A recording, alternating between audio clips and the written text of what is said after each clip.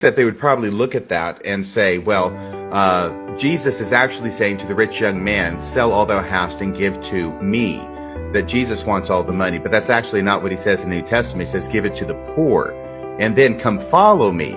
And then the guy goes away sorry because he had much possessions, right? So it's another illustration of how it is that you can't worship God and mammon. You have to choose one or the other. And I know that I have spent decades trying to thread that needle, trying to get that rich man, or at least, middle class or upper middle class man through the eye of that needle, and trying to find every single way I could possibly come up with it theologically to justify it, right?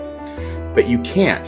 And the thing that's going on with the church right now is so stunning to me, because it actually illustrates to me what I never understood really about the New Testament and Jesus's teachings before, which is you can't serve God and mammon.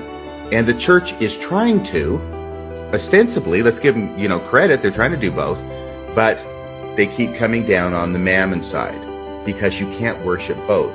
You will either love the one and hate the other, or you will hate the one and love the other. Oh, and from the church's point of view, the flip side is true, is that money not spent today means people, including members and even non-members, who are suffering today, who will be suffering today while the church continues to hold on to this money.